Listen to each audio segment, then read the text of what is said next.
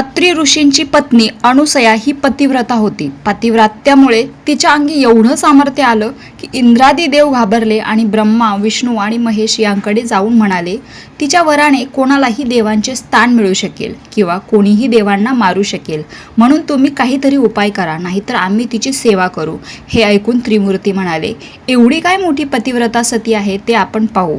एकदा अत्रि ऋषी अनुष्ठानासाठी बाहेर गेल्यावर अतिथींच्या वेशात त्रिमूर्ती आले आणि अनुसयेकडे त्यांनी भिक्षा मागितली.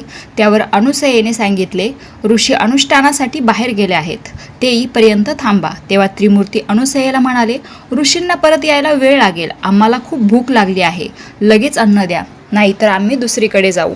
आश्रमात आलेल्या अतिथींना तुम्ही इच्छाभोजन देता असे आम्ही ऐकले आहे, म्हणून इच्छाभोजन करण्यास आम्ही आलो आहोत. मग अनुसयेने त्यांचे स्वागत केले आणि जेवायला बसण्याची विनंती केली. त्याप्रमाणे ते जेवायला बसले. ती जेवण वाढायला आल्यावर ते म्हणाले, तुझे सुंदर रूप पाहून आमच्या मनात अशी इच्छा झाली आहे की तू विवस्त्र होऊन आम्हाला वाढावेस. त्यावर अतिथीला विनमुख पाठवणे अयोग्य होईल. माझे मन निर्मळ आहे, मग कामदेवाची काय विषाद आहे.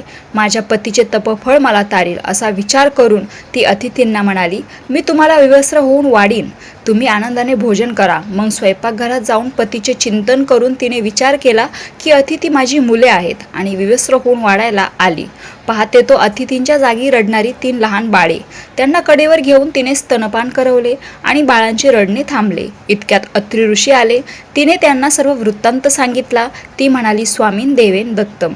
याचा अर्थ असा आहे, हे स्वामी, देवाने दिलेली मुले. यावरून अत्रींनी त्या मुलांचे नामकरण दत्त असे केले. बाळे पाळण्यात राहिली आणि ब्रह्मा, विष्णू आणि महेश त्यांच्या समोर उभे राहिले आणि प्रसन्न होऊन वर मागा असे म्हणाले. अत्रि आणि अनुसयेने बालके आमच्या घरी राहावी असा वर मागितला. पुढे ब्रह्मदेवापासून चंद्र, विष्णूपासून दत्त आणि शंकरापासून दुर्वास झाले. तिघांपैकी चंद्र आणि दुर्वास तप करण्यास जाण्यासाठी अनुमती घेऊन अनुक्रमे चंद्रलोकी आणि तीर्थक्षेत्री गेले. तिसरा दत्त विष्णू कार्यासाठी भूतलावर राहिला. पूर्वीच्या काळी भूतलावर स्थूल आणि सूक्ष्म रूपात अनिष्ट शक्ती मोठ्या प्रमाणावर वाढल्या होत्या. त्यांना दैत्य म्हटले जात असे. देवगणांनी त्या अनिष्ट शक्तींना नष्ट करण्यासाठी केलेले प्रयत्न असफल झाले. तेव्हा ब्रह्मदेवाच्या आदेशानुसार वेगवेगळ्या ठिकाणी वेगवेगळ्या रूपात दत्त देवतेला अवतार घ्यावा लागला.